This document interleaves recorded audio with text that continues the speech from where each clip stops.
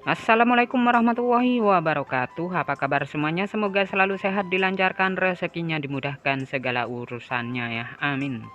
Nah, di video kali ini saya akan berbagi informasi, yaitu aturan penting terkait pencairan bantuan PKH tahap 5, alokasi September-Oktober tahun 2024.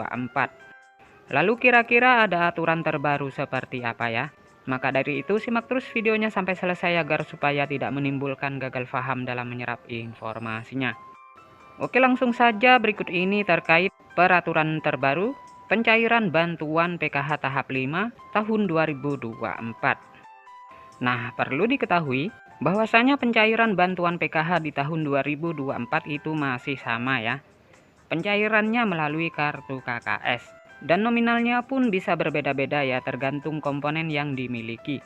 Selain itu juga sudah ada peraturan yang sudah ditetapkan dalam hal pencairan PKH di tahun 2024. Jadi untuk bantuan PKH itu adalah bantuan bersyarat ya, jadi harus memiliki komponen PKH. Seperti anak balita, kemudian anak sekolah SD, anak sekolah SMP, anak sekolah SMA. Kemudian penyandang disabilitas berat dan juga komponen PKH lansia, serta komponen ibu hamil. Kemudian ada 13 kriteria untuk menentukan bantuan PKH-nya bisa cair atau tidak ya. Jadi yang pertama peraturannya itu kalian harus terdaftar di dalam DTKS. Jadi mulai dari anak balita, SD, ibu hamil, kemudian anak SMP, anak SMA, penyandang disabilitas, dan lansia tersebut harus masuk di dalam DTKS dan aktif sebagai penerima bantuan PKH. Kemudian yang kedua, di dalam keluarga maksimal hanya 4 komponen saja yang bisa masuk ke dalam pencairan bantuan PKH. Kemudian yang ketiga, prioritas bantuan PKH yang memiliki komponen datanya itu harus aktif ya dan padan antara di DTKS dengan Dukcapil. Kemudian peraturan yang kelima, jika kalian terdaftar sebagai penerima bantuan PKH anak sekolah, baik itu SD, SMP maupun SMA, datanya harus terdaftar di aplikasi Dapodik sekolah masing-masing. Dan datanya padan dengan DTKS, jadi tidak boleh ada perbedaan. Selanjutnya yang keenam untuk komponen PKH balita. Yang disebut sebagai komponen PKH balita itu adalah hingga anak yang kedua saja ya. Nah, apabila ada balita ketiga ataupun balita keempat dan seterusnya, maka sudah tidak dapat dibilang penerima bantuan PKH lagi ya. Karena dibatasi sampai balita kedua saja. Selanjutnya peraturan ke-8 untuk komponen disabilitas.